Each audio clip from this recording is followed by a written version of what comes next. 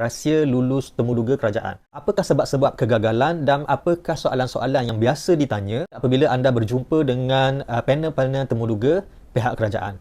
Jom. Hai, saya Wan Muhammad Ali. Dalam channel YouTube ni saya berkongsi dengan anda tentang cara buat duit dan juga bisnes secara online. Jadi kalau anda nak belajar tentang buat duit ataupun bisnes, jangan lupa tekan button subscribe dan tekan loceng untuk pastikan anda dapat notification video-video baru saya apabila saya upload nanti. Kali ini agak berbeza, saya nak berkongsi dengan anda tentang rahsia lulus temuduga kerajaan. Ia adalah sebuah e-book, tetapi saya just nak kongsikan beberapa poin lah, terutamanya antara 5 sebab kenapa orang yang temuduga kerajaan dia gagal dan soalan-soalan yang kita panggil soalan maut. Soalan maut daripada panel temuduga. Nak kongsikan dengan anda daripada orang yang lebih layak bercakap tentang temuduga kerajaan ni sebab dia adalah salah seorang panel yang memang menemuduga pekerja-pekerja yang nak masuk kerja kerajaan ni. Nama dia adalah Jud Jamal. Dia seorang wanita. So anda boleh tengok gambar dia, saya letak kat sini. Okay, so kita nak baca dia punya point di sini. Ada 5 sebab utama kegagalan calon. Okay, yang pertama adalah lebih 90% calon tidak membuat persediaan awal. Okey, tidak bersedia. Jadi kita sebagai penemuduga ni, kita tahu sama ada orang calon yang datang tu sebenarnya dia ready ke dia tak ready, dia buat persediaan ke tak buat persediaan. Jadi kita nak ambil mestilah orang yang memang beri komitmen, memang sentiasa ada persediaan. So kalau tak buat persediaan, memang kita akan tolak tepi awal-awal. Jadi mengikut maklumat yang ditulis di sini, 90% tidak membuat persediaan. Itu kegagalan yang pertama. Yang kedua, tiada sebarang pengalaman dan kurang pendedahan. Okey, tiada pengalaman. Adakah bila kita tidak ada pengalaman ni kita tak boleh minta langsung kerja-kerja dengan government ni? Tengok ayat yang kedua, tiada pengalaman dan pendedahan. Sebenarnya tak ada pengalaman tu kita boleh kira macam boleh diambil kira lagi lah, sebab yalah kalau mungkin fresh graduate ke apa semua kan. Tapi pendedahan tu, adakah dia ni mempunyai pendedahan yang luas, dia faham tentang apa kerja yang dia kena buat, dia faham dia pernah ada buat praktikal ke apa semua kan. Jadi kita nak tengok masa kita soal jawab tu, adakah orang ataupun calon ni memberi jawapan yang menunjukkan dia tahu tentang perkara tersebut. Yang ketiga, komunikasi yang kurang lancar. Tergagap-gagap kan, tak confident, jawab pun slow. Okey, suara pun nak bunyi tak nak bunyi. Jadi orang yang macam ni memang betul ramai orang yang dia tak berani bila berhadapan dengan orang apa semua kan. So kena berlatih. Okey, kena berlatih. Jadi percakapan sangat penting. Sebab perkara pertama yang lain tu mungkin boleh letak kedua dulu. Yang lain tak ada pengalaman ke tak bersedia kan. Tapi kalau pandai cakap, pandai bercakap, confident level tinggi, ini markah dia tinggi. Markah dia tinggi sikit. Ini orang akan nampak okey dia ni bagus. Okey, sebab biasanya orang pandai cakap ni sebab dia banyak buat kerja ataupun dia banyak dia aktif, dia cergas. Sebab tu dia boleh bercakap. Kalau dia slow lemau kan, biasanya jaranglah orang yang pandai bercakap dia lemau. Okey, biasanya orang yang pandai bercakap ni sebab dia memang aktif. Seterusnya yang keempat, penampilan yang tidak tepat. So penampilan yang tidak tepat, dia tak tulis perkataan penampilan yang tidak sesuai tetapi tidak tepat. So bila sebut tak tepat ni, ada kesilapan-kesilapan. Ada ramai calon tidak mengenakan etika pemakaian yang betul sewaktu hadir temuduga. So kita tak tahulah etika pemakaian yang sebenarnya. So mungkin benda tu dia tak beritahu tapi dia nak tengok adakah kita alert. Okay, kita ni sedar tentang kita tahu tentang etika pemakaian untuk bekerja dengan government ataupun etika pemakaian kita ke temuduga. Dia mungkin tak bagi tahu macam mana tapi dia nak tengok masa kita datang tu adakah kita pakai pakaian yang tepat seperti mana yang dia orang tengok. Itu first impression. Mulut tak buka lagi, kita dah boleh tengok dah pakaian dia, kasut dia, muka dia, rambut dia semua kan dah boleh tengok dah. So itu first impression kena jaga. Dan yang kelima sebab kenapa ramai calon gagal adalah overconfident.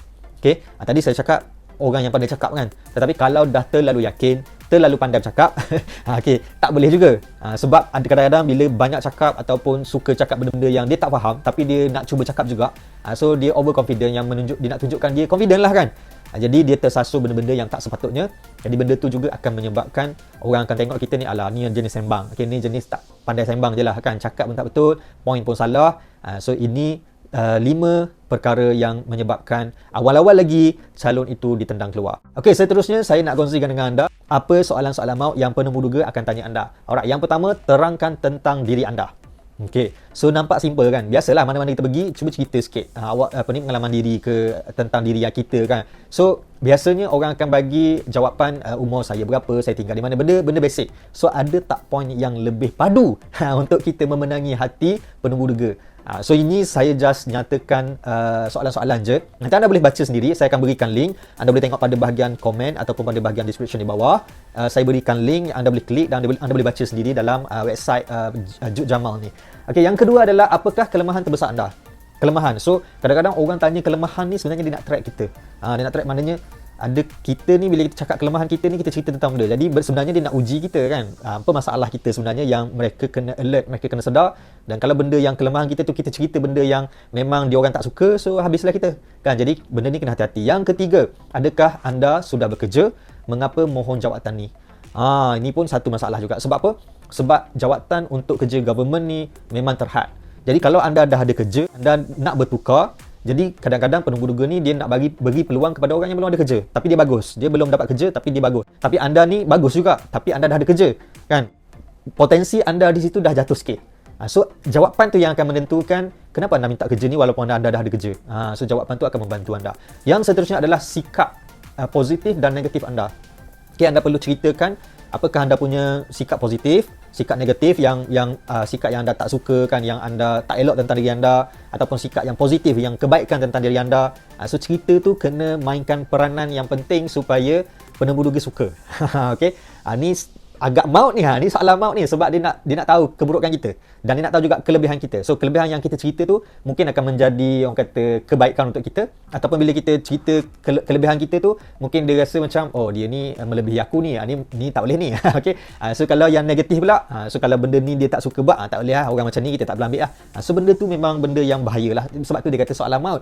Seterusnya, apa kelebihan anda berbanding calon lain? Apa beza anda dengan calon lain? Mana kita nak tahu calon lain macam mana kan? Kita tak tahu calon lain tu dia punya kepoweran dia tu macam mana. Tapi kita kena cerita apa keunikan kita.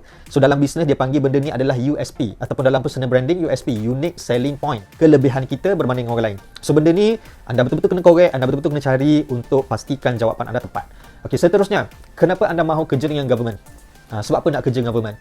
So mungkin ada orang jawab sebab nak secure, nak gaji tetap kan. So benda tu bahaya. Okey, benda tu bahaya sebab jawapan yang sebenar apa dia? Anda kena baca sendirilah. Okey, anda kena explore sendiri.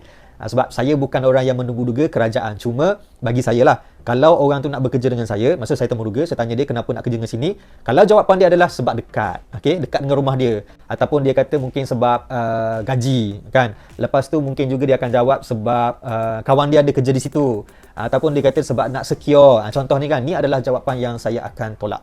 Okey, saya akan tolak. Apa yang kita nak dengar sebagai penunggu-duga ataupun sebagai pemilik syarikat kan, apa yang kita nak dengar? Kita nak dengar adalah dia nak bekerja dengan kita sebab dia suka dengan prinsip company ni, dia suka dengan produk company ni, dan dia nak bersama-sama membangunkan syarikat. Dia ada kepakaran, dia ada kemahiran, dia rasa dia okey, dan dia nak sumbangkan kepakaran dia tu, dia nak menggunakan kehebatan dia, kemahiran dia kan dalam company ni untuk maju bersama. Itu yang sebenarnya kami nak dengar sebagai owner business ataupun sebagai penemu-duga. Alright. Seterusnya, apa pendapat rakan sekerja anda tentang diri anda? Apakah pendapat rakan sekerja, maknanya orang-orang di pejabat anda tentang diri anda? So anda boleh, yang ni ialah pendapat orang, kita kena cerita. Okey, cuma macam mana kita nak cerita? Kita tak boleh angkat diri sangat dan kita tak boleh menunjukkan buruk sangat kan. Tapi kita kena bagi naturalkan benda tu supaya penemu-duga nampak gambaran apakah yang orang-orang sekeliling, terutamanya rakan-rakan sekerja, pandang kita, macam mana dia anggap kita ni. Alright, seterusnya, apa pencapaian terbesar anda? Okay, yang ni anda kena cerita pencapaian terbesar. Jadi pencapaian terbesar ni bukan semua orang ada pencapaian terbesar kan, tetapi kita pandai kena buat storytelling. Dipanggil dalam konsep penceritaan ni ataupun konsep nak menjadikan benda tu menarik, wujudkan storytelling yang menarik. Walaupun benda tu sebenarnya kecil je, tetapi bila kita pandai untuk mengolah, kita akan dapat menarik perhatian dia dengan pencapaian-pencapaian kecil. Kalau anda tak ada lah, kalau anda ada pencapaian besar, itu better lah. Okay. Seterusnya, apa alasan anda untuk berhenti di tempat kerja lama? Ini pun soalan maut juga kan. Kau dah ada kerja, lepas tu kau nak berhenti nak kerja kat sini. Jadi apa alasan kau? So ini soalan yang anda kena fikirkan betul-betul. Ini memang soalan-soalan maut yang selalu ditanya oleh penemu-duga, terutamanya dalam kerja kerajaan lah. Dan seterusnya, apa anda nak buat? Okay, apa anda nak buat kalau pekerja bawah anda malas? Okay, dia tanya kalau pekerja di bawah anda tu malas, apa anda nak buat? So sebab bila kita nak masuk kerja kan, kita akan bersama dengan tim, akan bersama dengan orang bawah ke orang atas semua kan. Sebenarnya bukan orang bawah je, orang atasan pun akan jadi isu juga nanti. So dia nak tahu siap-siap apa tindakan kita. So benda ni adalah permainan psikologi, permainan sosiologi, dan dia nak tengok macam mana kita punya tindakan, kita punya jawapan. Alright. So cukup setakat tu saja perkongsian saya, dan itulah dia 5 sebab kenapa orang gagal dalam temuduga kerajaan. Dan poin-poin lain adalah soalan-soalan maut yang saya dah sebut tadi. anda boleh carikan jawapan yang paling power untuk anda jawab supaya muduga anda berjalan lancar dan anda lulus dapat kerja dengan government, insya-Allah. So, kalau anda nak belajar lebih lanjut, nak jawapan-jawapan yang lebih tepat kan, saya berikan kepada anda e-book yang ditulis oleh Jud Jamal ni, yang mana dia cerita macam mana nak tulis template resume, cara menulis, semualah, cara berpakaian, cara menjawab soalan semua kan, sebab dia adalah panel penemu duga untuk calon-calon kerja kerajaan ni. Jadi dia tahu macam mana penilaian dibuat. Jadi kalau anda nak belajar, belanjalah daripada beliau. Beliau ada sediakan e-book. So just dapatkan e-book ni dan baca dan follow sahaja step-step yang diberikan. Okey, anda boleh tengok pada link di bawah pada bahagian description ataupun pada bahagian komen.